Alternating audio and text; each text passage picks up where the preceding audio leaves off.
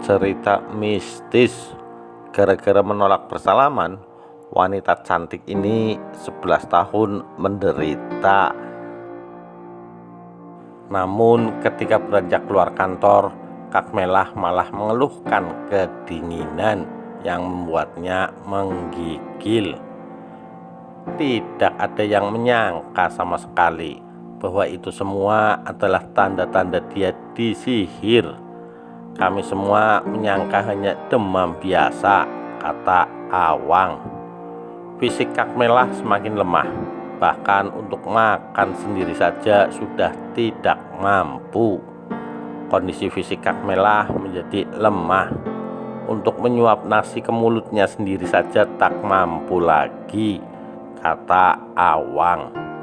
Kondisi tersebut semakin buruk bulan demi bulan. Pernah suatu hari tiba-tiba Kak Melah kesurupan dan histeria. Pada saat itu Kak Melah bersama keluarga sedang menunaikan ibadah sholat maghrib.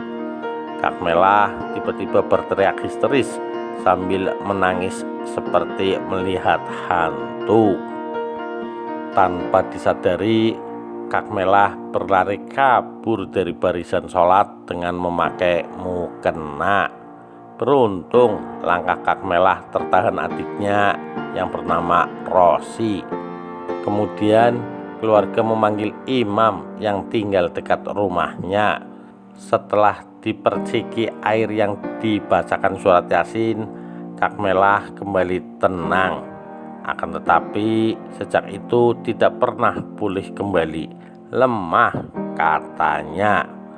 Kak Melah hanya bergerak dan meracau dengan menyebut kalimat panas dan dingin. Badan Kak Melah kurus kering. Akan tetapi saat ngamuk mampu mendorong 5 orang lelaki yang memegangnya. Setelah setahun berlalu, Kak Melah keadaannya tidak banyak berubah. Pak Slamet semakin buntu. Kak Melah adalah satu-satunya anak perempuan yang dimilikinya. Dia tak menyangka jika gadis mungil periang itu terkena guna-guna di usia 18 tahun.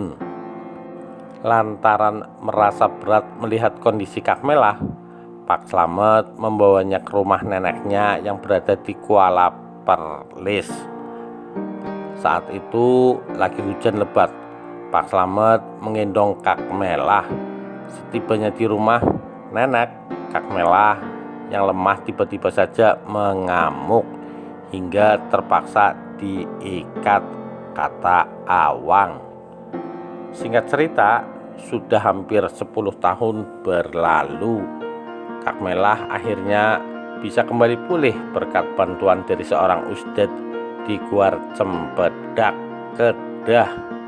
Ketika itu Kak Melah terlihat sudah bisa mengurus dirinya sendiri.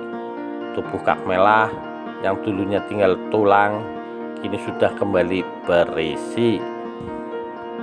Namun Kak Melah masih saja sering diam 1000 bahasa. Akan tetapi keluarga bersyukur lantaran Kak Melah sudah bisa melemparkan senyum tawar apabila ditegur.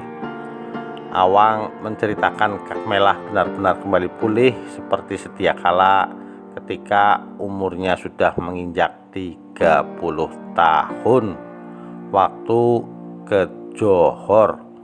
Ustadz yang mengobati mengatakan hijab Kak Melah terbuka sehingga dia sekarang bisa melihat benda gaib.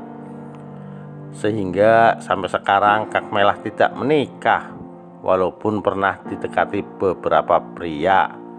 Dia bisa merasakan niat buruk pria yang ingin menikahinya, pungkas Awang.